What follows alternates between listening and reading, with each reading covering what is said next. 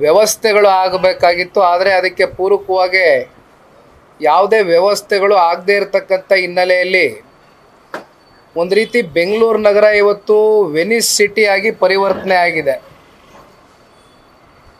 ವೆನ್ನಿಸ್ಸು ಏನು ಇಟಲಿಲಿ ಇರ್ತಕ್ಕಂಥ ವೆನ್ನಿಸ್ನಲ್ಲಿ ನೀವೆಲ್ಲಿ ನೋಡಿದ್ರೂ ಕೂಡ ನೀರು ಕಾಣ್ಬೋದು. ಅದೇ ರೀತಿ ಇವತ್ತು ಬೆಂಗಳೂರಿಗೂ ವೆನ್ನಿಸ್ಗೂ ಯಾವುದೇ ವ್ಯತ್ಯಾಸ ಇಲ್ಲದೆ ಇರತಕ್ಕಂಥ ಒಂದು ದುಸ್ಥಿತಿಗೆ ಇವತ್ತು ಬೆಂಗಳೂರು ನಗರ ಹೋಗಿ ತಲುಪಿದೆ. ಆ ಹಿನ್ನೆಲೆಯಲ್ಲಿ ಇವತ್ತು ನಮ್ಮ JDLPಯ ನಾಯಕರಾಗಿರ್ತಕ್ಕಂಥ ಶಾಸಕ ಮಿತ್ರರಾಗಿರ್ತಕ್ಕಂಥ ಸನ್ಮಾನ್ಯ ಶ್ರೀ ಸುರೇಶ್ ಬಾಬಣ್ಣ ಅವರ ಜೊತೆಗೂಡಿ ಮತ್ತೊಬ್ಬರು ವಿಧಾನ ಪರಿಷತ್ನ ಸದಸ್ಯರು, ಈಗ ತಾನೇ ನಿಮ್ಮೆಲ್ಲರನ್ನು ಕುರಿತು ಮಾತನಾಡಿರ್ತಕ್ಕಂಥ ಸರ್ವಣ್ಣ ಅವರೇ, ಆತ್ಮೀಯ ಗೆಳೆಯ ಆಗಿರ್ತಕ್ಕಂಥ ಹುಣಸೂರು ವಿಧಾನಸಭಾ ಕ್ಷೇತ್ರದ ಶಾಸಕರು ಹರೀಶ್ ಗೌಡ್ರೆ, ಹಾಸನ ವಿಧಾನಸಭಾ ಕ್ಷೇತ್ರದ ಶಾಸಕರಾಗಿರ್ತಕ್ಕಂಥ ಸ್ವರೂಪಣ್ಣ ಅವರೇ, ಮತ್ತು ಪಕ್ಷದ ಹಿರಿಯ ಮುಖಂಡರು, ಮಾಜಿ ವಿಧಾನ ಪರಿಷತ್ನ ಸದಸ್ಯರಾಗಿರ್ತಕ್ಕಂಥ ಅನುಭವಿಗಳು ಆಗಿರ್ತಕ್ಕಂಥ ತಿಪ್ಪೇಸ್ವಾಮಣ್ಣ ಅವರೇ, ಎಲ್ಲ ನಮ್ಮ ಪಕ್ಷದ ಮುಖಂಡರು ಬೆಳಗಿನಿಂದ BTM ಲೇಔಟಿಂದ JP ನಗರ ನಿವಾಸವನ್ನು ಬಿಟ್ಟು ಮೈಕೋ ಲೇಔಟ್ಗೆ ಬಂದು ಅಲ್ಲಿ ಅನೇಕ ವಿಸಿಟ್ಗಳನ್ನ ಮಾಡಿ ಸ್ಥಳವನ್ನು ಪರಿಶೀಲನೆ ಮಾಡ್ತಕ್ಕಂಥ ಹಿನ್ನೆಲೆಯಲ್ಲಿ ಯಾವ್ಯಾವ ರೀತಿ ಅವ್ಯವಸ್ಥೆಗಳಿಗೆ ಕಾರಣ ಆಗಿದೆ ಈ ಮಳೆ ಅಂತಕ್ಕಂಥದ್ದನ್ನು ಭಾಳ ಸೂಕ್ಷ್ಮವಾಗಿ ಗಮನಿಸ್ತಕ್ಕಂಥ ಒಂದು ಕೆಲಸವನ್ನು ಮಾಡಿದ್ದೇವೆ. ಅದಕ್ಕೆ ಪೂರಕವಾಗಿ ಬೆಳಗಿನಿಂದ ನಮ್ಮ ಜೊತೆಯಲ್ಲಿ ಎಲ್ಲ ದೃಶ್ಯ ಮಾಧ್ಯಮ ಹಾಗೂ ಪತ್ರಿಕಾ ಮಾಧ್ಯಮದ ಹಲವಾರು ಮಿತ್ರರು ನಮ್ಮ ಜೊತೆಯಲ್ಲಿ ನಿರಂತರವಾಗಿ ಬೆಳಗ್ಗಿನಿಂದ ಇಲ್ಲಿಯವರೆಗೂ ಕೂಡ ನಮ್ಮ ಜೊತೆಯಲ್ಲಿ ಸಾಗಿದ್ದೀರಿ. ಬಹುಶಃ ನಿಮ್ಮ ಜವಾಬ್ದಾರಿಗಳು, ನಿಮ್ಮ ಕಾರ್ಯವೈಖರಿಗೆ ತಕ್ಕಂತೆ ನೀವು ನಿರಂತರವಾಗಿ ಜನಗಳಿಗೆ ಒಂದು ತಿಳುವಳಿಕೆಯನ್ನು ಮೂಡಿಸ್ತಕ್ಕಂಥ ಒಂದು ಪ್ರಯತ್ನವನ್ನು ಪ್ರಾಮಾಣಿಕವಾಗಿ ಮಾಡ್ಕೊಂಡೇ ಬರ್ತಾ ಇದ್ದೀರಿ. ಜೊತೆಯಲ್ಲಿ ಇವತ್ತು ನಮ್ಮ ಜೊತೆಯಲ್ಲೂ ಕೂಡ ಬಂದು ಹೆಜ್ಜೆಯನ್ನು ಹಾಕಿದ್ದೀರಿ. ಬಹುಶಃ ನಾವೆಲ್ಲ ಗಮನಿಸ್ಬೋದು, ಇವತ್ತು ಬೆಂಗಳೂರು ನಗರ ಸರ್ವಣ್ಣ ಅವರು ಮಾತನಾಡಬೇಕಾದ್ರೆ ಹೇಳ್ತಾ ಇದ್ರು, ನಮ್ಮ ರಾಜ್ಯದ GDPಯಲ್ಲಿ ಬೆಂಗಳೂರು ನಗರ ಹತ್ತತ್ರ 36% ದೊಡ್ಡ ಪಾತ್ರವನ್ನು ವಹಿಸ್ತಾ ಇರ್ತಕ್ಕಂಥದ್ದು. ಅದರಲ್ಲಿ ಸರಿಸುಮಾರು 67% ಅಷ್ಟು ಇವತ್ತೇನು ಬೆಂಗಳೂರು ನಗರದಿಂದನೇ ಇವತ್ತು ಟ್ಯಾಕ್ಸ್ ರೆವಿನ್ಯೂ ಕಲೆಕ್ಷನ್ ಜನರೇಟ್ ಆಗ್ತಾ ಇದೆ. ಆದರೆ ಬೆಂಗಳೂರು ನಗರಕ್ಕೆ ಇದರಿಂದ ಆಗ್ತಾ ಇರ್ತಕ್ಕಂಥ ವಿಶೇಷವಾಗಿ ಇನ್ಫ್ರಾಸ್ಟ್ರಕ್ಚರ್ ಬಗ್ಗೆ ಇವತ್ತು ನಾವು ಚರ್ಚೆನ ಮಾಡ್ತಕ್ಕಂಥದ್ದಾದರೆ, ಏನು ಗ್ಲೋಬಲ್ ಇನ್ವೆಸ್ಟರ್ಸ್ ಮೀಟ್ ಅಂತ ಪಾಪ ಕಳೆದ 1-2 ವರ್ಷದಿಂದ ನಾವು ನೋಡಿದ್ದೀವಿ. ಕಾಂಗ್ರೆಸ್ ಸರ್ಕಾರದಿಂದ ಗ್ಲೋಬಲ್ ಇನ್ವೆಸ್ಟರ್ಸ್ನ ಇನ್ವೆಸ್ಟ್ಮೆಂಟ್ ಮಾಡ್ತಕ್ಕಂಥದ್ದಕ್ಕೆ ಕರೆತರ್ತಕ್ಕಂಥದ್ದಕ್ಕೆ ಹಲವಾರು ಸಭೆಗಳನ್ನ ಮಾಡಿದ್ದೀರಿ. ಆದರೆ ಅದಕ್ಕೆ ಪೂರಕವಾದಂಥ ವಾತಾವರಣ ಏನಾದರೂ ಬೆಂಗಳೂರು ನಗರದಲ್ಲಿ ಇನ್ಫ್ರಾಸ್ಟ್ರಕ್ಚರ್ ಕೊಡ್ತಕ್ಕಂಥ ಹಿನ್ನೆಲೆಯಲ್ಲಿ ನೀವೇನಾದರೂ ಸೃಷ್ಟಿ ಮಾಡಿದ್ದೀರಾ ಅಂತಕ್ಕಂಥದ್ದು ಇವತ್ತು ಪ್ರತಿಯೊಬ್ಬ ನಾಗರಿಕನು ಕೂಡ ಕೇಳ್ತಕ್ಕಂಥ ಒಂದು ಭಾಳ ಬೇಸಿಕ್ ಕ್ವಶನ್ ಆಗಿದೆ ಇದು. ಈಗ ನಾವು ಬಂದಂಥ ಕ್ಷೇತ್ರಗಳೇನಿದೆ, ನಾವು ಗಾಡಿನಲ್ಲಿ ಬರ್ತಾ ಮಾತಾಡ್ತಾ ಇದ್ವಿ, ಭಾಳ ಅತ್ಯಂತ ಆಶ್ಚರ್ಯ ಉಂಟು ಮಾಡ್ತಕ್ಕಂಥದ್ದು ಏನಂದರೆ, ಅನೇಕ ಕ್ಷೇತ್ರಗಳು ಈಗ ತಾನೇ ನಾವು ಭೇಟಿ ಕೊಟ್ಟಂಥ ಕ್ಷೇತ್ರಗಳಲ್ಲಿ ಬಹುತೇಕ ಶಾಸಕ ಮಿತ್ರರು 3 ಸಲ 4 ಸಲ ಪದೇ ಪದೇ ಪುನರಾಯ್ಕೆ ಆಗಿರ್ತಕ್ಕಂಥವ್ರು, ಜೊತೆಯಲ್ಲಿ ಸರ್ಕಾರದಲ್ಲಿ ಮಂತ್ರಿಗಳಾಗಿ ಈ ಸರ್ಕಾರದಲ್ಲಿ ಈ ಅವಧಿನಲ್ಲಿ ಅಷ್ಟೇ ಅಲ್ಲ, ಹಿಂದೆನೂ ಕೂಡ ಸಾಕಷ್ಟು ಅವ್ರಿಗೆ ಅವಕಾಶಗಳು ಕೊಟ್ಟಿರ್ತಕ್ಕಂಥವ್ರು. ಅವ್ರ ಕ್ಷೇತ್ರದ ಜನತೆ, ರಾಜ್ಯದ ಜನತೆ ಅವ್ರಿಗೆ ಮಂತ್ರಿಗಳಾಗಿ ಕೆಲಸ ಮಾಡ್ತಕ್ಕಂಥ ಅವಕಾಶ ಮಾಡಿಕೊಟ್ಟಿದ್ದಾರೆ. ಆದರೆ ವಿಪರ್ಯಾಸ, ಮಂತ್ರಿಗಳು ಆಗಿರ್ತಕ್ಕಂಥ ಆ ಶಾಸಕರ ಸ್ವಂತ ಕ್ಷೇತ್ರಗಳಲ್ಲಿ ಇವತ್ತು ನಾವು ಕಣ್ಣಾರೆಯಾಗಿ ಇವತ್ತು ನೋಡಿರ್ತಕ್ಕಂಥ ದೃಶ್ಯ, ಮೊದಲನೇದು ಬಹುಶಃ ಅರಸು ಕಾಲೋನಿಲಿ ನಾವು ಪ್ರಾರಂಭ ಮಾಡಿದ್ವಿ. ಅರಸು ಕಾಲೋನಿಲಿ ಏನು ಪ್ರಾರಂಭ ಮಾಡಿದ್ವಿ, ಅಲ್ಲಿ ಮಧ್ಯಮದ ವರ್ಗದ ಜನರು ವಾಸವಾಗಿದ್ದಾರೆ. ಜೊತೆಯಲ್ಲಿ ಭಾಳ ಜನ ಹಕ್ಕುಪತ್ರಗಳು ಇಲ್ಲದೆ ಇರತಕ್ಕಂಥ ಸಾಮಾಜಿಕವಾಗಿ ಆರ್ಥಿಕವಾಗಿ ಹಿಂದುಳಿದಿರ್ತಕ್ಕಂಥ ಸಮುದಾಯಗಳು, ಪರಿಶಿಷ್ಟ ವರ್ಗ, ಪರಿಶಿಷ್ಟ ಜಾತಿಯ ಜನರು ಕೂಡ ವಾಸವಾಗಿದ್ದಾರೆ. ಸರಿಸುಮಾರು 45 ಕುಟುಂಬಗಳು ಅರಸು ಕಾಲೋನಿಯಲ್ಲಿ ವಾಸವಾಗಿರ್ತಕ್ಕಂಥದ್ರ ಬಗ್ಗೆ ನಮಗೆ ಮಾಹಿತಿಯನ್ನು ಕೊಟ್ಟರು. ಏನು ಪಾಪ ಶೀಟ್ ಮನೆಗಳ ಕಟ್ಕೊಂಡು ವಾಸ ಮಾಡ್ಕೊಂಡಿರ್ತಕ್ಕಂಥ ಆ ಒಂದು ಜನಾಂಗ ಏನಿದ್ದಾರೆ, ಪ್ರತಿದಿನ ಒಂದು ಕೂಲಿಯನ್ನು ಮಾಡಿ ಜೀವನವನ್ನು ಸಾಗಿಸ್ತಕ್ಕಂಥ ಬಡ ಕುಟುಂಬಗಳಿಗೆ ಇಲ್ಲಿವರೆಗೂ ಒಂದು ಹಕ್ಕುಪತ್ರಗಳು ಕೊಡಲಿಕ್ಕಾಗಿಲ್ಲ. ಜೊತೆಯಲ್ಲಿ ನಾವು ಇನ್ನೊಂದು ಸ್ವಲ್ಪ ಮುಂದುವರೆದ ಭಾಗವಾಗಿ ವಿಸಿಟ್ ಮಾಡಿದಾಗ ನಾವು ಒಂದು ಗಮನಿಸಿದ್ದು, ರಾಜಕಾಲುವೆಗಳು ಪ್ಲಸ್ಸು ಕೆರೆ ಕಟ್ಟೆಗಳು ಇವೆರಡರ ಬಗ್ಗೆ ನಾವು ಚರ್ಚೆ ಮಾಡ್ತಕ್ಕಂಥದ್ದಾರೆ. ಇವತ್ತು ಸಾಯಿ ಬಡಾವಣೆ ಬಗ್ಗೆ ಬರ್ತೇವೆ, ಕೊನೆ ಹಂತದಲ್ಲಿ ಮಾತನಾಡ್ತೇನೆ. ಆದರೆ ಅರಸು ಕಾಲೋನಿಯಲ್ಲಿ ಆಗಿರ್ತಕ್ಕಂಥದ್ದು ಇವತ್ತೇನು ರಾಜಕಾಲುವೆ, ಹಿಂದೆ ನಮಗೆ ಒಂದು ಪ್ಲ್ಯಾನ್ ಕೊಡಿ ಅಂತಕ್ಕಂಥದ್ದು, ಅಲ್ಲಿ ಯಾರೋ ಪಾಪ ಅಮಾಯಕ ಒಬ್ಬ ಅಧಿಕಾರಿ ಬಂದಿದ್ದರು. ಈ ಸರ್ವಣ ಅವ್ರು ಹೇಳ್ದಂಗೆ ನೆನ್ನೆ ದಿನ ಈ ಥರ ನಮ್ಮ JDLP ನಾಯಕರು ಎಲ್ಲ ಶಾಸಕ ಮಿತ್ರರ ನೇತೃತ್ವದಲ್ಲಿ ನಾವು ಬರ್ತಾ ಇದ್ದೇವೆ, ದಯಮಾಡಿ ಅದಕ್ಕೆ ಪೂರಕವಾಗಿ ಎಲ್ಲ ಡಿಪಾರ್ಟ್ಮೆಂಟ್ಗಳ ಅಧಿಕಾರಿಗಳು ಬರಬೇಕು ಅಂತಕ್ಕಂಥ ಮನವಿಯನ್ನು ಕೊಟ್ಟಿದ್ರು ಕೂಡ ಯಾರು ಕೂಡ ಇವತ್ತು ಬಂದು ಆ ಮನವಿಗೆ ಸ್ಪಂದಿಸಿಲ್ಲ. ಇದೇನೋ ನಾವು ಯಾವುದೋ ನಮ್ಮನೆ ಕೆಲಸಕ್ಕೆ ನಾವು ಬಂದಿರತಕ್ಕಂಥದ್ದಲ್ಲ, ಇದು ಜನರ ಸೇವೆ, ಜನಕ್ಕೋಸ್ಕರ ಬಂದಿದ್ದೇವೆ, ಅದಕ್ಕೋಸ್ಕರ ಕರೆದಿದ್ದೇವೆ. ಆದರೆ ಯಾರೂ ಪೂರಕವಾಗಿ ಸ್ಪಂದಿಸಿಲ್ಲ. ಯಾರೋ ಒಬ್ಬ ಅಮಾಯಕ ಅಧಿಕಾರಿ ಒಬ್ಬರು ನಿಂತ್ಕೊಂಡಿದ್ರು ಅರಸು ಲೇಔಟಲ್ಲಿ. ಇನ್ಫ್ಯಾಕ್ಟ್ ಬಾಬಣ್ಣ ಅವರು ಕೇಳಿದ್ರು, ಏನಪ್ಪ ಹಿಂದೆ ಇದ್ದಂಥ ಪ್ಲ್ಯಾನ್ ಏನಾದ್ರು ನಿನ್ನ ಕೈನಲ್ಲಿದೆಯಾ? ಇವತ್ತೇನು ಸಂಪೂರ್ಣವಾಗಿ ಈ ರಾಜಕಾಲುವೆ ಮುಂದೆ ಹೋಗ್ತಾ ಹೋಗ್ತಾ ನೋಡಿದರೆ, ನಾನು ಹೆಸ್ರು ಹೇಳೋದಕ್ಕೆ ಬಯಸೋದಿಲ್ಲ, ಭಾಳ ಅತ್ಯಂತ ಬಲಿಷ್ಠವಾದಂಥ ರಾಜಕಾರಣಿ. ಬಹುಶಃ ಮಾಧ್ಯಮದ ಮಿತ್ರರಿಗೆ ಈಗ ನಮ್ಮ ಜೊತೆ ಬಂದಿದ್ದರಿಂದ ಎಲ್ಲ ಗಮನದಲ್ಲಿ ಇರ್ತದೆ, ಯಾರ ಒಂದು ಪ್ರಾಪರ್ಟಿ ಅದು ಅಂತಕ್ಕಂಥದ್ದು. ದೊಡ್ಡ ಮಟ್ಟದಲ್ಲಿ ಒಂದು ಕಮರ್ಷಿಯಲ್ ಪ್ರಾಪರ್ಟಿಯನ್ನು ಸ್ಥಾಪನೆ ಮಾಡಿದ್ದಾರೆ. ಅದನ್ನು ಸ್ಥಾಪನೆ ಮಾಡ್ತಕ್ಕಂಥದ್ದಕ್ಕೆ ಸಂಪೂರ್ಣವಾಗಿ ರಾಜಕಾಲುವೆ ಹೋಗ್ತಾ ಹೋಗ್ತಾ ಹೋಗ್ತಾ ಎಲ್ಲಿದೆ ರಾಜಕಾಲುವೆ ಅಂತ ನೋಡಿದರೆ ಸಂಪೂರ್ಣವಾಗಿ ನ್ಯಾರೋ ಡೌನ್ ಆಗಿದೆ. ರಾಜಕಾಲುವೆ ಅಂತಕ್ಕಂಥದ್ದು ಇಲ್ಲಿ ಇದೆಯಾ ಅಂತಕ್ಕಂಥದ್ದು ಅಲ್ಲಿ ಹೋಗಿ ನಿಂತು ನೋಡಿದಾಗ ಓ ಹಿಂದೆ ಇತ್ತೇನೋ ಅಂತಕ್ಕಂಥದ್ದು ನಮ್ಮಲ್ಲೆಲ್ಲ ಒಂದು ಭಾವನೆ ಸೃಷ್ಟಿಯಾಗಿದೆ. ಈ ರೀತಿ ನಾನು ಒಂದು ಹೇಳ್ತಕ್ಕಂಥದ್ದು, ರಾಜಕೀಯ ಪಕ್ಷಗಳ ಕೆಲವೊಂದಷ್ಟು ರಾಜಕೀಯ ನಾಯಕರುಗಳು ಇವತ್ತು ರಾಜಕಾಲುವೆಯನ್ನು ನುಂಗಾಕ್ತಕ್ಕಂಥ ಕೆಲಸ ಮಾಡ್ತಕ್ಕಂಥದ್ದು. ಒಂದು ಪ್ರಶ್ನೆ ಕೇಳಬೇಕು, ಇವತ್ತೇನಾದ್ರು ಪ್ರಾಪರ್ಟಿ ಟ್ಯಾಕ್ಸ್ನ ಒಂದು ದಿನ ಏನಾದ್ರು ತಡ ಆಗಿ ಅದನ್ನು ಭರ್ತಿ ಮಾಡ್ತಕ್ಕಂಥದ್ದಕ್ಕೆ ಏನಾದರೂ ಲೇಟ್ ಆದರೆ ಬಂದು ಕುತ್ತಿಗೆ ಮೇಲೆ ನಿಂತ್ಕೊಂಡು ಹೇಳ್ದಂಗೆ ಅದು ಲೇಟ್ ಫೀಸು ಬಡ್ಡಿಯನ್ನು ಕಟ್ಟಿಸ್ಕೊಳ್ತೀರಿ, ಜೊತೆಯಲ್ಲಿ ಕುತ್ತಿಗೆ ಮೇಲೆ ನಿಂತ್ಕೊಂಡು ವಸೂಲಿ ಮಾಡ್ತೀರಿ ಪ್ರಾಪರ್ಟಿ ಟ್ಯಾಕ್ಸ್ನ ಜನಗಳ ಹತ್ರ. ಆದರೆ ಅದಕ್ಕೆ ಪೂರಕವಾಗಿ ನೀವೇನು ಮಾಡ್ತಿದ್ದೀರಿ?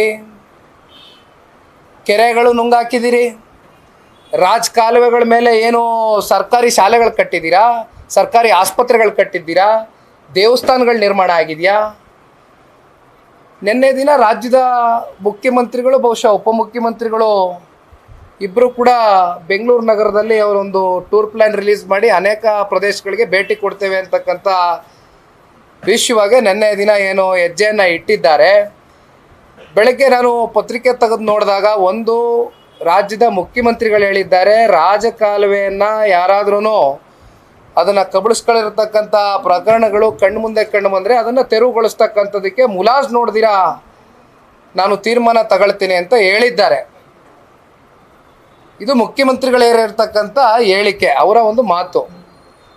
ಆದರೆ ಯಾರ್ಯಾರು ರಾಜಕಾಲುವೆಯನ್ನು ಇವತ್ತು ಕಬಳಿಸ್ಕೊಂಡಿದ್ದಾರೆ, ಅಲ್ಲಿ ಈ ಥರ ಕಮರ್ಷಿಯಲ್ ಕಾಂಪ್ಲೆಕ್ಸ್ಗಳು ಬಿಲ್ಡಿಂಗ್ಗಳು ಕಟ್ಕೊಂಡು ಇದು ಆಫೀಸ್ ಬಾಡಿಗೆಗಳು ಕೊಟ್ಕೊಂಡಿದ್ದಾರೆ, ನಿಜಕ್ಕೂ ಕೂಡ ಅವ್ರನ್ನೆಲ್ಲ ನೀವು ತೆರವುಗೊಳಿಸ್ಲಿಕ್ಕೆ ಆಗ್ತದ? ಇದು ವಾಸ್ತವಕ್ಕೆ ಹತ್ತಿರವಾದಂಥ ಮಾತಾ? ಬಲಿಷ್ಠರು, ಪ್ರಭಾವಿಗಳು, ನೀವೇನು ಬೇಕಾದರೂ ಕರಿಬೋದು ಅವ್ರನ್ನ, ಆಗತ್ತಾ ಇದು? Coming back to last point, HRBR ಲೇಔಟಲ್ಲಿ ನಮ್ಮ ಸಾಯಿ ಬಡಾವಣೆಗೆ ಬಂದ್ವಿ. ಸಾಯಿ ಬಡಾವಣೆ ಕಳೆದ 10 ವರ್ಷದಿಂದ ನಿರಂತರವಾಗಿ ಮಳೆಗಾಲ ಬಂದಂಥ ಸಂದರ್ಭದಲ್ಲಿ 3 ಅಡಿ 5 ಅಡಿ ಇವತ್ತು ಮನೆಗಳಿಗೆ ನೀರು ನುಗ್ಗಿರ್ತಕ್ಕಂಥದ್ದು. ಮನೆ ಗೋಡೆಗಳು ನೋಡಿದ್ರೆ ಇವತ್ತಿಗೂ ತ್ಯಾವ ಹಂಗೆ ಉಳ್ಕೊಂಡಿದೆ. ಮನೆಯೆಲ್ಲ ಖಾಲಿ ಮಾಡ್ಕೊಂಡು ಪಾಪ ಬಡಾವಣೆಯಲ್ಲಿ ವಾಸವಾಗಿರ್ತಕ್ಕಂಥ ಬಡ ಕುಟುಂಬಗಳು ಬೇರೆ ಬೇರೆ ಕಡೆ ಶಿಫ್ಟು ಆಗಿದ್ದಾರೆ. ಪಾಪ ಅಲ್ಲಿ ಮನುಷ್ಯರು ವಾಸವಾಗ್ತಕ್ಕಂಥ ವಾತಾವರಣನೇ ಇಲ್ಲ. ಬಾಬಣ್ಣ ಅವರು, ನಾವು, ಸರ್ವಣ್ಣ ಅವರು, ತಿಪ್ಪೇಸ್ವಾಮಣ್ಣ ಅವರು, ಹರೀಶ್ ಅವರು, ಸ್ವರೂಪ್ ಅವರು ಎಲ್ಲ ನೋಡಿದಾಗ ಒಂದು ಮಳೆ ನೀರು ಬಂದು ಈ ರೀತಿ ನಿಂತಂಥ ಸಂದರ್ಭದಲ್ಲಿ ಸಾಂಕ್ರಾಮಿಕ ರೋಗಗಳು ಹೆಚ್ಚಾಗ್ತಕ್ಕಂಥ ಎಲ್ಲ ಲಕ್ಷಣಗಳು ಕಾಣಬಹುದು. ಅದರಿಂದ ಏನಾಗುತ್ತೆ, ಈಗ ಡೆಂಗ್ಯೂ ಅಂತೀವಿ, ಮಲೇರಿಯಾ ಅಂತೀವಿ, ನಾನಾ ಥರದ ವೈರಸ್ಗಳಿಗೆ ಇವತ್ತು ಈ ಸಾಂಕ್ರಾಮಿಕ ರೋಗ ಹರಡ್ತಕ್ಕಂಥದ್ದಕ್ಕೆ ನೀರು ನಿಂತಿದೆ. ನನಗೆ ಹೇಳ್ತಾ ಇದ್ರು ಜನ ಅಲ್ಲಿ ಭೇಟಿ ಕೊಟ್ಟಾಗ, ನಿನ್ನೆ ಮುಖ್ಯಮಂತ್ರಿಗಳು ಬರ್ತಾ ಇದ್ದಾರೆ ಅಂತ ತರಾತುರಿಲಿ ಪಾಪ ಅಧಿಕಾರಿಗಳು ಬಂದು ಒಂದಷ್ಟು ವ್ಯವಸ್ಥೆಗಳು ಅವ್ರ ಕಣ್ಮುಂದೆ ಬಂದಾಗ ಮತ್ತೆ ಜನ ಅವ್ರಿಗೆ ಪ್ರಶ್ನೆ ಮಾಡಿದ್ರೆ ಇರುಸು ಮುರುಸು ಆಗ್ತದೆ ಅಂತಕ್ಕಂಥ ಹಿನ್ನೆಲೆಯಲ್ಲಿ ಅದೇ ಮೈಗೆ ಎಣ್ಣೆ ಹಚ್ಕೊಂಡು ಎಣ್ಣೆ ತಿಕ್ಕೊಂಡು ಕೆಲಸ ಮಾಡಿ ಹೊರಟುಬಿಟ್ಟಿದ್ದಾರೆ ಪಾಪ. ನಾನು ಜನಕ್ಕೆ ಕೈ ಜೋಡಿಸಿ ಒಂದು ಮನವಿ ಮಾಡ್ತೇನೆ, ವರ್ಷಕ್ಕೆ ಒಂದು ಸಲ ಅಥವಾ 2 ಸಲಿನೂ ಈ ರೀತಿ ಧಾರಾಕಾರವಾಗಿ ಮಳೆ ಸುರಿದಾಗ ಇಡೀ ಬಡಾವಣೆಯಲ್ಲಿ ಆಗ್ತಕ್ಕಂಥ ಒಂದು ಅವ್ಯವಸ್ಥೆ ಕೇವಲ 1 ವಾರದ ಚರ್ಚೆ ಆಗಿರಬಾರ್ದು ದಯಮಾಡಿ. ಏಕೆಂದರೆ ನಿಮ್ಮ ಜೊತೆ ಧ್ವನಿಗೂಡಿಸೋದಕ್ಕೆ ಜನತಾದಳ ಪಕ್ಷ ಸನ್ಮಾನ್ಯ ದೇವೇಗೌಡರು ಸಾಹೇಬರ ಮಾರ್ಗದರ್ಶನದಲ್ಲಿ ಕುಮಾರಣ್ಣವರ ನಾಯಕತ್ವದಡಿ ಸದಾಕಾಲ ನಿಮ್ಮ ಜೊತೆಯಲ್ಲಿ ಕೈ ಜೋಡಿಸ್ತೇವೆ. ಒಂದು ರಾಜಕೀಯ ಪಕ್ಷವಾಗಿ ಜೊತೆಯಲ್ಲಿ ಈ ರಾಜ್ಯದ ಒಬ್ಬ ಸಾಮಾನ್ಯ ಪ್ರಜೆಯಾಗಿ ನಾನು ಹೇಳ್ತಕ್ಕಂಥದ್ದು, ಕೇವಲ ವರ್ಷಕ್ಕೆ 1 ಸಲ ನೀವು ಬಂದು ಇದನ್ನು ಪ್ರಶ್ನೆ ಮಾಡ್ತಕ್ಕಂಥ ಕೆಲಸ ಮಾಡ್ತಕ್ಕಂಥದ್ದಲ್ಲ. ನಡೀರಿ ಒಂದು ತಂಡ ಹೋಗೋಣ, ನಡೀರಿ ಒಂದು ಆಯೋಗ ಕಟ್ಟೋಣ, ಹೋಗಿ ಮುಖ್ಯಮಂತ್ರಿಗಳಿಗೆ ಉಪಮುಖ್ಯಮಂತ್ರಿಗಳು ಇವತ್ತೇನು ಬ್ರ್ಯಾಂಡ್ ಬೆಂಗಳೂರು, ಗ್ರೇಟರ್ ಬೆಂಗಳೂರು ಅಂತಕ್ಕಂಥದ್ದು ಪದೇ ಪದೇ ಚರ್ಚೆ ಮಾಡ್ತಾರೆ.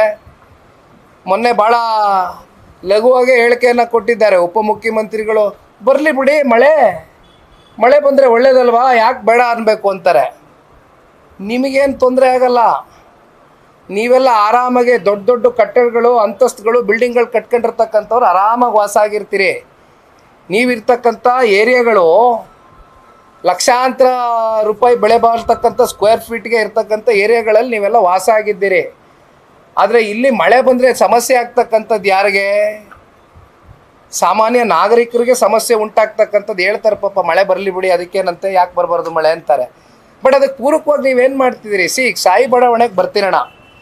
ಸಾಯಿ ಬಡಾವಣೆಯಲ್ಲಿ ಏನು ರೈಲ್ವೆ ವೆಂಟನ್ನು ನಾವು ಇದು ರಾಜಕಾಲುವೆ ಹೋಗ್ತಾ ಹರೀಶ್ ಅವರು ಹೇಳ್ತಾ ಇದ್ರು, it is completely narrow down. ಯಾವ ರೀತಿ ಆಗಿದೆ ಅಂದರೆ ದಟ್ ವೆಂಟ್ ನೀವು ದೂರದಿಂದ ನೋಡಿದರೆ, ಬಹುಶಃ ತಾವೆಲ್ಲ ಗಮನಿಸಿರ್ಬೋದು ಮಾಧ್ಯಮ ಸ್ನೇಹಿತರು, ಅದು ಹೋಗ್ತಾ ಇಷ್ಟಿದೆ ವೆಂಟ್. ಅದು ಎಲ್ಲಿಂದ ಔಟ್ಫ್ಲೋ ಹೋಗ್ತದೆ ನೀರು? ಅದು ಎಲ್ಲಿಂದ ಪ್ರಾರಂಭ ಆಗುತ್ತಲ್ಲೋ ಶಿವಾಜಿನಗರದಿಂದ ಬರುತ್ತೆ ಅಂತಂದ್ರು ನೀರು. ಅಲ್ಲಿಂದ ಇಲ್ಲಿಗೆ ಬಂದರೆ ಔಟ್ಫ್ಲೋ ಎಲ್ಲಿಗೆ ಎಂಡ್ ಆಗ್ತದೆ? ಆ ವೆಂಟು ಎಷ್ಟು ಅಗಲವಾಗಿರಬೇಕಾಗ್ತದೆ ಅದು ಹೋಗ್ತಕ್ಕಂಥದ್ದಕ್ಕೆ. ಇದು ಟೆಕ್ನಿಕಲ್ ಗ್ರೌಂಡ್ಸ್ ಮೇಲೆ ವರ್ಕ್ ಮಾಡಬೇಕಾಗಿತ್ತು. ತಂದೆಯವ್ರಿಗೆ ಬೆಳಗ್ಗೆ ನಾನು ಫೋನ್ನಲ್ಲಿ ಮಾತಾಡಿದಾಗ ಒಂದು ಮಾತನ್ನ ಹೇಳಿದರು, ಇದು ಒಂದೇ ಸಲ ಅಲ್ಲ, ಇದು ಅನೇಕ ಸಂದರ್ಭದಲ್ಲೂ 10 ವರ್ಷದಿಂದ ಪ್ರಕರಣ ನಿರಂತರವಾಗಿ ಮಳೆಗಾಲದಲ್ಲಿ ಸಾಯಿ ಬಡಾವಣೆಯಲ್ಲಿ ಆಗ್ತಾ ಇದೆ. 2-3 ಸಲ ಸನ್ಮಾನ್ಯ ಕುಮಾರಣ್ಣವರೇ ಪರ್ಸ್ನಲ್ ಆಗಿ ವಿಸಿಟ್ ಕೊಟ್ಟಿರ್ತಕ್ಕಂಥದ್ದು ಕೂಡ ಮತ್ತೊಮ್ಮೆ ಅವರು ನೆನೆಸ್ಕೊಳ್ತಾ ಇದ್ರು. ಒಂದು ಮಾತನ್ನು ಹೇಳಿದ್ರು, ಕುಮಾರಣ್ಣ ಅವ್ರ ಮೇಲೆ ಏನು ಆ ಬಡಾವಣೆಗೆ ವಿಸಿಟ್ ಮಾಡಿದಾಗ ಅಲ್ಲಿರ್ತಕ್ಕಂಥ ವಾಸವಾಗಿರ್ತಕ್ಕಂಥ ನಾಗರಿಕರು ಇದನ್ನು ಸರಿಪಡಿಸ್ಬೇಕು ಅಂತಕ್ಕಂಥ ವಿಚಾರವಾಗಿ ಚರ್ಚೆ ಮಾಡಿದಾಗ ಕುಮಾರಣ್ಣ ಅವರು ಬಹುಶಃ ಬಸವರಾಜ ಬೊಮ್ಮಾಯಿಯವರು ರಾಜ್ಯದ ಮುಖ್ಯಮಂತ್ರಿಗಳಾದಂಥ ಸಂದರ್ಭದಲ್ಲಿ ಅವರಿಗೆ ಮನವಿಯನ್ನು ಮಾಡಿ, ಒತ್ತಾಯವನ್ನು ಮಾಡಿ 19 ಕೋಟಿ ರೂಪಾಯಿಯಷ್ಟು ಬಸವರಾಜ ಬೊಮ್ಮಾಯಿಯವರು ಒಂದು ಟೆಂಡರ್ನ ಕಾಲ್ಫರ್ ಮಾಡಿ ವರ್ಕ್ ಆರ್ಡರ್ನ ಇಶ್ಯೂ ಮಾಡಿ ಒಬ್ಬ ಆಂಧ್ರದ ಕಾಂಟ್ರಾಕ್ಟರ್ಗೆ ಕೊಟ್ಟು ಕೊನೆಗೆ ಹತ್ತತ್ರ 7 ಕೋಟಿ ರೂಪಾಯಿಯಷ್ಟು ವರ್ಕನ್ನು ಮಾಡಿದ್ದಾರೆ. ಬಟ್ ಇವತ್ತೇನಾಗಿದೆ ರಾಜ್ಯದ ಪರಿಸ್ಥಿತಿ? 33,000 ಕೋಟಿಯಷ್ಟು ಗುತ್ತಿಗೆದಾರರಿಗೆ ಇಲ್ಲಿವರೆಗೂ ಬಿಲ್ಗಳು ಹಣ ವಾಪಸ್ಸು ಪಾವತಿ ಆಗಿಲ್ಲ. ಅದರಲ್ಲಿ ಒಬ್ಬ ಈ ಆಂಧ್ರದ ಕಾಂಟ್ರಾಕ್ಟ್ರು ಕೂಡ, ಅದು ಸಾಯಿ ಬಡಾವಣೆಗೆ ಸೇರ್ತಕ್ಕಂಥ ವಿಚಾರ. 7 ಕೋಟಿ ರೂಪಾಯಿ ಖರ್ಚು ಮಾಡಿದ್ದಾನೆ. ಇವತ್ತು ಅದನ್ನು ಮುಂದುವರಿಸಬೇಕಾಗಿರ್ತಕ್ಕಂಥದ್ದು ಜವಾಬ್ದಾರಿ ಯಾರ್ದಿದೆ? ರಾಜ್ಯ ಸರ್ಕಾರದ ಜವಾಬ್ದಾರಿ. ಆ 7 ಕೋಟಿ ಬಿಲ್ಲನ್ನು ಅವ್ರಿಗೆ ಪಾವತಿ ಮಾಡ್ತಕ್ಕಂಥದ್ದು ಮಾಡಿ 19 ಕೋಟಿ ರೂಪಾಯಿ ಏನು ವರ್ಕು ಸ್ಯಾಂಕ್ಷನ್ ಆಗಿತ್ತು, ವರ್ಕ್ ಆರ್ಡರ್ ತಗೊಂಡಿದ್ದಾರೆ, ಕೆಲಸ ಮಾಡ್ತಾ ಇದ್ದಾರೆ. ಆಂಧ್ರದ ಕಾಂಟ್ರಾಕ್ಟರ್ನ ಇಟ್ಕೊಂಡು ವರ್ಕ್ ಮಾಡಿ ಕ್ಲೋಸ್ ಮಾಡಬೇಕು, ರೈಲ್ವೆ ವೆಂಟ್ ಮಾಡಿ. ಇಲ್ಲ, ಇಲ್ಲಿ ಅಧಿಕಾರಿಗಳು ಪಾಪ ಅವ್ರಿಗೂ ಏನು ಎಷ್ಟು ತಿಳುವಳಿಕೆ ಇಲ್ಲ ಅದ್ರ ಬಗ್ಗೆ. ನಾವು ಬಾಬಣ್ಣ ಅವರು ಕೂತ್ಕೊಂಡು ಅಲ್ಲಿ AW ಅವರು ಕೆಲವೊಂದಷ್ಟು ಇಂಜಿನಿಯರ್ಸು ಬಂದಿದ್ದರು. ಬೇರೆ ಇನ್ನೇನಾದರೂ ಅಲ್ಲಿ ರೈಲ್ವೆ ಡಿಪಾರ್ಟ್ಮೆಂಟಿಂದ ಏನಾದರೂ ಸೆಂಟ್ರಲ್ ಗೌರ್ಮೆಂಟಿಂದ ಏನಾದ್ರೂ ಕೆಲಸ ಏನಾದರೂ ಆಗಬೇಕು ಅಂತಕ್ಕಂಥದ್ದಾದರೆ ಧಾರಾಳವಾಗಿ ಈ ರಾಜ್ಯದ ಜನತೆ ಸನ್ಮಾನ್ಯ ಕುಮಾರಣ್ಣ ಅವರಿಗೆ ಆಶೀರ್ವಾದ ಮಾಡಿದ್ದಾರೆ, ಅಧಿಕಾರ ಕೊಟ್ಟಿದ್ದಾರೆ. ರೈಲ್ವೆ ಮಂತ್ರಿಗಳಾಗಿರ್ತಕ್ಕಂಥ ಅಶ್ವಿನಿ ವೈಷ್ಣವ್ ಅವ್ರ ಜೊತೆಯಲ್ಲಿ ಕೂತ್ಕೊಂಡು ಬೇಕಾದ್ರೆ ಚರ್ಚೆ ಮಾಡಿ ಅದನ್ನು ನಾವು ಬಗೆಹರಿಸ್ಕೊಡ್ತೀವಿ. But we don't know where the matter is lying today. ಅದನ್ನು ಇನ್ನೂ ಒಂದು ಸ್ವಲ್ಪ ಡೀಪಾಗಿ ಸ್ಟಡಿ ಮಾಡ್ತಕ್ಕಂಥ ಕೆಲಸ ಮಾಡಿ ಅದ್ರ ಬಗ್ಗೆ ಚರ್ಚೆ ಮಾಡ್ತೇವೆ. ಆದರೆ ಒಂದು ಈ ರಾಜ್ಯ ಸರ್ಕಾರ ಈಗ ಸರ್ವಣ ಅವ್ರು ಹೇಳ್ದಂಗೆ ಒಂದು ಕಡೆ ಬೆಂಗಳೂರು ಮತ್ತು ಹಲವೆಡೆ ಇವತ್ತು ರಾಜ್ಯದಲ್ಲಿ ಹಲವಾರು ಜಿಲ್ಲೆಗಳಲ್ಲಿ ಈ ರೀತಿ ಧಾರಾಕಾರವಾಗಿ ಮಳೆಯ ಒಂದು ಹಿನ್ನೆಲೆಯಲ್ಲಿ ಸಾಕಷ್ಟು ಜನರ ಒಂದು ಜೀವನ ಒಂದು ರೀತಿ ಅಸ್ತವ್ಯಸ್ತ ಆಗಿರ್ತಕ್ಕಂಥದ್ದು ಆದಾಗಲೂ ಕೂಡ ಇವತ್ತು 2 ವರ್ಷ ಪೂರೈಸಿದ್ದೇವೆ, ನಾವು 2 ವರ್ಷ ಪೂರೈಸಿದ್ದೇವೆ ಅಂತಕ್ಕಂಥ ಸಾಧನಾ ಸಮಾವೇಶವನ್ನು ಮಾಡುವ ಮೂಲಕ ಇವತ್ತು ಎಷ್ಟರ ಮಟ್ಟಕ್ಕೆ ಈ ರಾಜ್ಯದ ಜನತೆ ಬಗ್ಗೆ ಇವರಿಗೆ ಕಾಳಜಿ ಇದೆ ಅಂತಕ್ಕಂಥದ್ದನ್ನು ಬಹುಶಃ ತೋರಿಸ್ಕೊಟ್ಟಿದ್ದಾರೆ. ನಿನ್ನೆ ದಿನ ಕೂಡ ಮುಖ್ಯಮಂತ್ರಿಗಳು ಬಂದಾಗ ಭಾಳ ಜನ ಹೇಳ್ತಾಯಿದ್ರು ಒಂದು ರೀತಿ ಕಾಟಾಚಾರದ ಭೇಟಿಯಾಗಿತ್ತು, ಹೆಚ್ಚಾಗಿ ಏನು ಪ್ರದೇಶಗಳಿಗೆ ಭಾಳ ಇನ್ಡೆಪ್ತು ಹೋಗಿ ಜನಗಳ ಸಮಸ್ಯೆ ಆಲಿಸ್ತಕ್ಕಂಥ ಕೆಲಸ ಮಾಡಲಿಲ್ಲ ಅಂತ. ಇದು ಈ ರೀತಿ ನಾವು ಮಾಡ್ಕೊಂಡ್ರೆ ಅಲ್ಟಿಮೇಟ್ಲಿ ಇವತ್ತು ಬೆಂಗಳೂರು ನಗರದಿಂದ ನಾಗರಿಕರಿಗೆ ಇವತ್ತು ಏನು 67% ನೀವು ಇವತ್ತು 67% ಟ್ಯಾಕ್ಸ್ ಕಲೆಕ್ಷನ್ ಮಾಡ್ತಿದ್ದೀರಿ, 36% GDP ಗ್ರೋತ್ಗೆ ಇವತ್ತು ಬೆಂಗಳೂರು ನಗರ ಏನು ಕಾರಣ ಆಗಿದೆ. ಯಾವ ಗ್ಲೋಬಲ್ ಇನ್ವೆಸ್ಟರ್ಸ್ನ ಕರೆ ತರಬೇಕು ಅಂತಕ್ಕಂಥ ಮೀಟಿಂಗ್ಗಳು ಮಾಡ್ತೀರಿ. ಇದು ನಿಜಕ್ಕೂ ಕೂಡ ಯಾರಾದರೂ ಬರ್ತಾರಾ? ಇವತ್ತು ಯಾರು ಬರ್ತಾರೆ ಇಲ್ಲಿ? Why don't they opt for other States like Hyderabad? ಅಲ್ಲಿ ಕರೀತಾ ಇದ್ದಾರೆ, ಅಕ್ಕಪಕ್ಕ ಕರೀತಾರೆ. ಇವತ್ತು ನನ್ನ ಸನ್ಮಾನ್ಯ ದೇವೇಗೌಡರು ಸಾಹೇಬ್ರ ಕಾಲದಿಂದ ಒಂದು ಮಾತನ್ನು ತಿಳಿಸ್ಲಿಕ್ಕೆ ಬಯಸ್ತೇನೆ. ಭಾಳ ಜನಕ್ಕೆ ಒಂದು ರಾಂಗ್ ಮಿಸ್ಕನ್ಸೆಪ್ಷನ್ನು ಇವತ್ತು, ಒಂದು ರಾಂಗ್ ನರೇಟಿವು ಇವತ್ತು ಪರ್ಸೆಪ್ಷನ್ ಸೆಟ್ ಆಗೋಗಿದೆ. ಜನತಾದಳ ಪಕ್ಷ ಅಂದರೆ ಕೇವಲ ರೂರಲ್ ಬೇಸ್ಡ್ ಪಾರ್ಟಿ ಅಷ್ಟೇ, ಕೇವಲ ಹಳ್ಳಿಗಳಿಗೆ ಸೀಮಿತವಾಗಿರ್ತಕ್ಕಂಥ ಪಾರ್ಟಿ ಅಂತ. ಆದರೆ ಒಂದು ಇವತ್ತು ನಾವು ನೆನೆಸ್ಕೊಳ್ಬೇಕಾಗ್ತದೆ, ಸನ್ಮಾನ್ಯ ದೇವೇಗೌಡರು ಅವರು ಒಂದು ರಾಜಕಾರಣಿಯಾಗಿ ಒಂದು ಜನಪ್ರತಿನಿಧಿಯಾಗಿ ಕೆಲಸ ಮಾಡ್ತಕ್ಕಂಥದ್ದಾಗಲಿಲ್ಲ. ಅವರು ಒಂದು ಇಂಜಿನಿಯರ್ ಆಗಿ ಕೆಲಸ ಮಾಡಿದ್ದಾರೆ. ಒಂದು ಫೋರ್ಕಾಸ್ಟ್ನ ಇಟ್ಕೊಂಡು ಏನು ಟೌನ್ ಹಾಲಿಂದ ನಮ್ಮ ಸಿರ್ಸಿ ಫ್ಲೈಓವರ್ ಇದೆಯಲ್ಲ ಅಲ್ಲಿವರೆಗೂ ಮೊದಲನೇ ಫ್ಲೈಓವರು ನಮ್ಮ ರಾಜ್ಯಕ್ಕೆ ಕೊಟ್ಟಂಥದ್ದು ಸನ್ಮಾನ್ಯ ದೇವೇಗೌಡರು ಸಾಹೇಬರು. ಅಂದು L&T company, one of the top listed ಕಂಪ್ನಿಗೆ, L&T ಕಂಪ್ನಿಗೆ ಸನ್ಮಾನ್ಯ ದೇವೇಗೌಡರು ಸಾಹೇಬರು ಕೊಟ್ಟು ಅತೀ ಕಮ್ಮಿ ಖರ್ಚಿನಲ್ಲಿ ಇವತ್ತಿನವರೆಗೂ ಎಷ್ಟು ಸೊಗಸಾಗಿ ಆ ಫ್ಲೈಓವರ್ ಇದೆ ಅಂತಕ್ಕಂಥದ್ದು ನೋಡ್ಬೋದು. ಎಲೆಕ್ಟ್ರಾನಿಕ್ ಸಿಟಿ ಫ್ಲೈಓವರ್ ತೊಗೊಳ್ಳಿ, ಯಶವಂತಪುರ ಫ್ಲೈಓವರ್ ತಗೊಳ್ಳಿ, ಎಷ್ಟು ಕೊಡಬೇಕು ಉದಾಹರಣೆಗಳು. 9 TMC ನೀರನ್ನು ಬೆಂಗಳೂರು ನಗರಕ್ಕೆ ಸನ್ಮಾನ್ಯ ದೇವೇಗೌಡರು ಸಾಹೇಬರು ಈ ದೇಶದ ಪ್ರಧಾನಮಂತ್ರಿಗಳಾದಾಗ ಏನು ಕಾವೇರಿ ನೀರು ಹರಿದು ಹೋಗ್ತಾ ಇತ್ತು ವೇಸ್ಟ್ ಆಗಿ, ಅದನ್ನು ಕರುಣಾನಿಧಿ ಅವ್ರಿಗೆ ಅಂದಿನ ಮುಖ್ಯಮಂತ್ರಿಗಳಿಗೆ ಮನವಿ ಮಾಡಿ ಅವರು ತಗೊಂಡಂಥ ನಿರ್ಧಾರ 9 TMC ನೀರು ಬೆಂಗಳೂರು ನಗರಕ್ಕೆ ಕುಡಿತಕ್ಕಂಥದ್ದಕ್ಕೆ ಸಂಪೂರ್ಣವಾಗಿ ಅದನ್ನು ಬಳಕೆಯನ್ನು ಮಾಡ್ಕೊಂಡಿದ್ದೇವೆ. ಅದನ್ನು ಮುಂದುವರೆದ ಭಾಗವಾಗಿ ಸನ್ಮಾನ್ಯ ಕುಮಾರಣ್ಣ ಅವರು, ನಾನು ಯಾಕೆ ಇದನ್ನು ಹೇಳ್ತಾ ಇದ್ದೀನಿ ಅಂದರೆ, ಯಾಕೆಂದರೆ ನಾವು ನೋಡ್ತಾ ಇರ್ತೀವಿ, ಇಲ್ಲ ರೀ ಎಲ್ಲ ರಾಜಕೀಯ ಪಕ್ಷಗಳು ಇಷ್ಟೇ, ಅಧಿಕಾರ ಬಂದ ಮೇಲೆ ಮರ್ತು ಬಿಡ್ತಾರೆ, ಮಾಡೋದಿಲ್ಲ, ಕೆಲಸ ಮಾಡೋದಿಲ್ಲ ಅಂತ ಹೇಳ್ತಾರೆ. ಕುಮಾರಣ್ಣ ಅವರು 14 ತಿಂಗಳು ಗೌರ್ಮೆಂಟು, ಕೇವಲ 14 ತಿಂಗಳಲ್ಲಿ 58 ರಸ್ತೆಗಳ ಅಗಲೀಕರಣ ಮಾಡಿದರು ಕುಮಾರಣ್ಣ ಅವರು. ಮೆಟ್ರೋ 19 ಕಿಲೋಮೀಟರ್ ಮೊದಲನೇ ಹಂತದ ಮೆಟ್ರೋಗೆ ಚಾಲನೆ ಕೊಟ್ಟದ್ದು ಸನ್ಮಾನ್ಯ ಕುಮಾರಣ್ಣ ಅವರು. ಯಾವ ಒಂದು UPA ಗೌರ್ಮೆಂಟ್ ಇತ್ತು, ದಿವಂಗತ ಶ್ರೀ ಡಾಕ್ಟರ್ ಮನಮೋಹನ್ ಸಿಂಗ್ ಅವರು ಪ್ರಧಾನಮಂತ್ರಿಗಳಾಗಿದ್ದರು, ಆ ಸಂದರ್ಭದಲ್ಲಿ ಇವತ್ತು ಕುಮಾರಣ್ಣ ಅವರು ಎಂದೂ ಕೂಡ ಅವತ್ತು JDS BJP ಸಮ್ಮಿಶ್ರ ಸರ್ಕಾರ, ಅವತ್ತು ಕಾಂಗ್ರೆಸ್ಸು ಅಂದರೆ UPA ಗೌರ್ಮೆಂಟು ಪ್ರೈಮ್ ಮಿನಿಸ್ಟರ್ ಇದ್ದರು, ಕಾಂಗ್ರೆಸ್ನ ಪ್ರೈಮ್ ಮಿನಿಸ್ಟರ್ಗಳಿದ್ದರು. ಬಟ್ ಅವ್ರ ಜೊತೆ ಕೂತ್ಕೊಂಡು ಪೂರಕವಾಗಿ ಐ ಥಿಂಕ್ ಜವಾಹರ್ಲಾಲ್ ನೆಹರು ಅವರ ಒಂದು NRUM ಅಂತಕ್ಕಂಥ ಒಂದು ಸ್ಕೀಮ್ ಅಡಿ ಸಾಕಷ್ಟು ಇನ್ಫ್ರಾಸ್ಟ್ರಕ್ಚರ್ ಡೆವಲಪ್ಮೆಂಟ್ಗೆ ಸಾವಿರಾರು ಕೋಟಿ ಹಣವನ್ನು ಹೂಡಿಕೆ ಮಾಡಿದರು ಸನ್ಮಾನ್ಯ ಕುಮಾರಣ್ಣ ಅವರು. ಇವೆಲ್ಲವೂ ಕೂಡ ಇವತ್ತು ನಮ್ಮ ಕಣ್ಮುಂದೆ ಇದೆ. ಯಾಕೆ ಇದನ್ನು ಹೇಳ್ತಾ ಇದ್ದೀನಿ ಅಂದರೆ, ದಯಮಾಡಿ ನಾನು ಬೇರೆ ಪಕ್ಷಗಳ ಬಗ್ಗೆ ಚರ್ಚೆ ಮಾಡೋದಕ್ಕೆ ಹೋಗೋದಿಲ್ಲ, ಇಲ್ಲಿ ಪಕ್ಷಾತೀತವಾಗೂ ನಾವು ಮಾತನಾಡಬೇಕಾಗ್ತದೆ. ಯಾಕೆಂದರೆ ಸಂದರ್ಭ ಸಮಯ ಆ ರೀತಿ ಇದೆ. ಇಲ್ಲಿ ನಾವೆಲ್ಲರೂ ಪೂರಕವಾಗಿ ಬೆಂಗಳೂರಿನ ಇನ್ಫ್ರಾಸ್ಟ್ರಕ್ಚರ್ ಕೈ ಜೋಡಿಸ್ಬೇಕಾಗ್ತದೆ. ಅದಕ್ಕೆ ನಾವು ನಿರಂತರವಾಗಿ ಜೊತೆಲಿ ನಿಂತ್ಕೋತೀವಿ, ಸಹಕಾರ ಕೊಡ್ತೀವಿ as A opposition party. But ಆದರೆ ಜನತಾದಳ ಪಕ್ಷಕ್ಕೆ ಇದ್ದಂಥ ಕಮ್ಮಿ ಅವಧಿ 14 ತಿಂಗಳು, 20 ತಿಂಗಳು ಸನ್ಮಾನ್ಯ ದೇವೇಗೌಡರು ಸಾಹೇಬರು ಮುಖ್ಯಮಂತ್ರಿಗಳಾಗಿ, ಪ್ರಧಾನಮಂತ್ರಿಗಳಾಗಿ, ನೀರಾವರಿ ಸಚಿವರಾಗಿ, PWD ಮಂತ್ರಿಗಳಾಗಿ ಕೇವಲ 3.5 ವರ್ಷ ನಾವು ಅಧಿಕಾರದಲ್ಲಿ ಇದ್ದಂಥ ಅವಧಿ ಅತ್ಯಂತ ಕಮ್ಮಿ ಆಗಿದ್ರು ಕೂಡ ಬೆಂಗಳೂರು ನಗರಕ್ಕೆ ಎಸ್ಪೆಷಲಿ IT BT ಸೆಕ್ಟ್ರ್ ಇವತ್ತು ಯಾರೂ ಚರ್ಚೆ ಮಾಡಲಿಕ್ಕಿಲ್ಲ. ನಾವೆಲ್ಲ ಅವರು ನೇಗಿಲಗಿರೆ ಅಂತಕ್ಕಂಥ ಏನು ಒಂದು ಬುಕ್ ಇದೆ, ಆ ಬುಕ್ಕನ್ನ ಓದಂಥ ಸಂದರ್ಭದಲ್ಲಿ ಸನ್ಮಾನ್ಯ ದೇವೇಗೌಡರು ಸಾಹೇಬರು ತಗೊಂಡಿರ್ತಕ್ಕಂಥ ಅಗ್ರೆಸಿವ್ ತೀರ್ಮಾನಗಳೇನಿದೆ ಈ ದೇಶದ ರಾಜ್ಯದ ಪೂರಕವಾದಂಥ ಅಭಿವೃದ್ಧಿಗೆ ನಿಜಕ್ಕೂ ಕೂಡ ರೋಮಾಂಚನ ಉಂಟಾಗ್ತದೆ. IT-BT ಸೆಕ್ಟರ್ಗೆ IT-ಗೆ ಒಂದು ಟ್ಯಾಕ್ಸ್ ರಿಬೇಟ್ ಅಂದರೆ ಒಂದು ಟ್ಯಾಕ್ಸ್ ಹಾಲಿಡೇ ಅಂತ ಏನು ಡಿಕ್ಲೇರ್ ಮಾಡಿದ್ರು 10 ವರ್ಷಗಳ ಕಾಲ, ಅದನ್ನು ಡಿಕ್ಲೇರ್ ಮಾಡ್ದೇ ಹೋಗಿದ್ದಿದ್ರೆ ಏನು IT ಸೆಕ್ಟರ್ಗಳ ಮೂಲಕ ಸಾಕಷ್ಟು ಕಂಪ್ನಿಗಳು ಇವತ್ತು ಬಂದು ಬೆಂಗಳೂರು ನಗರದಲ್ಲಿ ಸಾಕಷ್ಟು ಬೆಂಗಳೂರಿನ ನಿವಾಸಿಗರಿಗೆ, ತುಂಬ ಜನ ಇಂಜಿನಿಯರ್ಸ್ಗೆ ಉದ್ಯೋಗ ಸೃಷ್ಟಿ ಆಗ್ತಕ್ಕಂಥದ್ದಕ್ಕೆ ಸನ್ಮಾನ್ಯ ದೇವೇಗೌಡರು ಸಾಹೇಬರು ತಗೊಂಡಂಥ ತೀರ್ಮಾನ.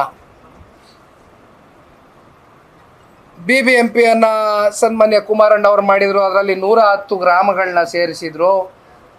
ಈ ರೀತಿ ಅನೇಕ ಕಾಮಗಾರಿಗಳು ಅತ್ಯಂತ ಕಮ್ಮಿ ಅವಧಿಯಲ್ಲಿ ಮಾಡಿದ್ದೇವೆ ಜನತಾದಳ ಪಕ್ಷ. ಬಟ್ ಇಲ್ಲಿ ಇವತ್ತು ಪ್ರಶ್ನೆ ಇಷ್ಟು ಏನು 4.5 ಲಕ್ಷ ಕೋಟಿಯಷ್ಟು ದೊಡ್ಡ ಪ್ರಮಾಣದ ಗಾತ್ರದ ಬಡ್ಜೆಟನ್ನು ನಾವು ರಾಜ್ಯದ ಜನತೆಗೆ ಕೊಟ್ಟಿದ್ದೀವಿ ಅಂತಕ್ಕಂಥದ್ದು ಕೇವಲ ಬೆನ್ನು ತಟ್ಕೊಳ್ತಕ್ಕಂಥದ್ದು ಅಷ್ಟೇ ಅಲ್ಲ, ಅದಕ್ಕೆ ಪೂರಕವಾಗಿ ಬೆಂಗಳೂರು ನಗರದಲ್ಲಿ ಇವತ್ತು ಏನು ಇನ್ಫ್ರಾಸ್ಟ್ರಕ್ಚರು ಡೆವಲಪ್ಮೆಂಟು ಅಂತಕ್ಕಂಥದ್ದು ಸಂಪೂರ್ಣ ಕುಸಿದೋಗಿದೆ. ಐ ಥಿಂಕ್ ಇವತ್ತು SWC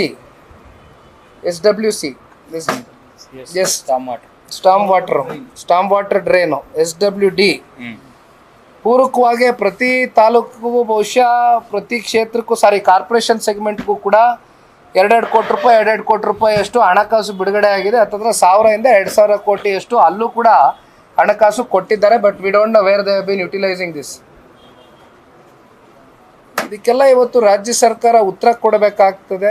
ಬಾಬಣ್ಣ ಅವ್ರು ಹೇಳ್ದಂಗೆ ನಮ್ಮ ಮಿತ್ರ ಪಕ್ಷವಾಗಿರ್ತಕ್ಕಂಥ ಭಾರತೀಯ ಜನತಾ ಪಾರ್ಟಿ ಮೊನ್ನೆ ದಿನ ಬೆಂಗಳೂರು ನಗರದಲ್ಲಿ ಹಲವಾರು ಕಡೆ ಎಲ್ಲೆಲ್ಲಿ ಸಮಸ್ಯೆಗಳು ಉಂಟಾಗಿತ್ತು ಅವರು ಕೂಡ ಹೋಗಿ ಒಂದು ಹೆಜ್ಜೆಯನ್ನು ಇಟ್ಟು ಬಂದಿದ್ದಾರೆ. ತದನಂತರ ನಿನ್ನೆ ದಿನ ಮುಖ್ಯಮಂತ್ರಿಗಳು ಉಪಮುಖ್ಯಮಂತ್ರಿಗಳು ಏನೊಂದು ಪ್ರೋಟೋಕಾಲ್ ಇತ್ತು ಅವ್ರು ಬರ್ತಕ್ಕಂಥದ್ದು ವಿಷಯ ತಿಳಿದ ನಂತರ ಇವತ್ತು ಜನತಾದಳ ಪಕ್ಷದ ಕಡೆಯಿಂದ ನಾವೆಲ್ಲರೂ ಬಂದಿದ್ದೇವೆ. ಒಟ್ಟಾರೆಯಾಗಿ ಇದನ್ನು ಒಂದು ಲಾಜಿಕಲ್ ಎಂಡ್ಗೆ ತಗೊಂಡೋಗ್ತಕ್ಕಂಥದ್ದಕ್ಕೆ ನಾಳೆಲೇ ಎಲ್ಲ ಆಗಿಬಿಡುತ್ತೆ ಅಂತಕ್ಕಂಥದ್ದು ನಾನು ಹೇಳಲಿಕ್ಕೆ ಬಯಸೋದಿಲ್ಲ. ಅಟ್ಲೀಸ್ಟು ನಾವೇನಾದರೂ ಒಂದು ದಿಟ್ಟವಾದಂಥ ಒಂದು ಹೆಜ್ಜೆ ಇವತ್ತು ನಾವು ಹಿಡದೆ ಹೋದರೆ ultimately we don't know where we are going to reach. Bengaluru ನಗರ ಎಲ್ಲಿಗೆ ತಗೊಂಡೋಗಿ ನಿಲ್ಲಿಸ್ತಾರೆ ಅಂತಕ್ಕಂಥದ್ದು ಗೊತ್ತಿಲ್ಲ. ಯಾಕೆಂದರೆ ಈಗೇನೋ ಹೊಸದಾಗೆ ಬ್ರ್ಯಾಂಡ್ ಬೆಂಗಳೂರು ಅಂತಾರೆ, ಅದೆಂಥದ್ದು ಗ್ರೇಟರ್ ಬೆಂಗಳೂರು ಒಂದು ಕಾರ್ಪೊರೇಷನ್ ಇರೋ ಒಂದು ಕಾರ್ಪೊರೇಷನ್ಗೆ ಇವರು ಯಾವ ರೀತಿ ಕೆಲಸ ಮಾಡಿದ್ದಾರೆ ನೋಡಿದಾಗ 7-8 ಕಾರ್ಪೊರೇಷನ್ಗಳು ಏನು 16 ಜನ ಮೇಯರ್ಗಳಂತೆ.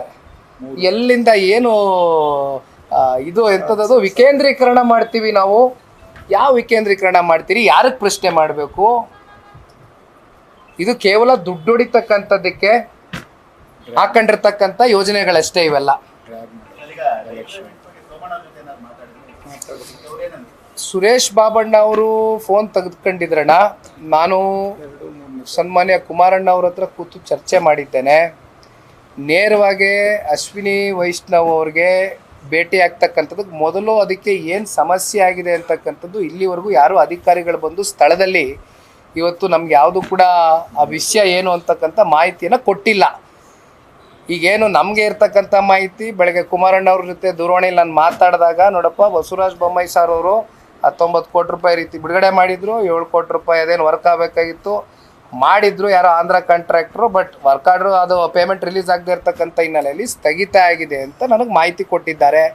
ಅದರ ಮುಂದುವರೆದ ಭಾಗವಾಗಿ ಸೆಂಟ್ರಲ್ ಗೌರ್ಮೆಂಟ್ ರಿಲೇಟೆಡ್ ಏನಾದರೂ ಇದ್ದರೂ ಕೂಡ ಸನ್ಮಾನ್ಯ ಕುಮಾರಣ್ಣ ಅವರಿದ್ದಾರೆ, ವಿ ಸೋಮಣ್ಣ ಸಾಹೇಬರಿದ್ದಾರೆ, ಎಲ್ಲರೂ ಕೂತ್ಕೊಂಡು ಸೂಕ್ತವಾದಂಥ ಒಂದು ತೀರ್ಮಾನಗಳಿಗೆ ಅವರು ಕೂಡ ಪ್ರಾಮಾಣಿಕವಾಗಿ ಹೆಜ್ಜೆಯನ್ನು ಹಾಕ್ತಾರೆ ಅಂತಕ್ಕಂಥದ್ದು ಹೇಳಲಿಕ್ಕೆ ಬಯಸ್ತೇನೆ. ಹೆಚ್ಚಿನ ವಿಡಿಯೋಗಳಿಗೆ ಪ್ರತಿಧ್ವನಿ ಯೂಟ್ಯೂಬ್ ಚಾನೆಲ್ ಸಬ್ಸ್ಕ್ರೈಬ್ ಮಾಡಿ, ಬೆಲ್ ಐಕಾನ್ ಕ್ಲಿಕ್ ಮಾಡಿ.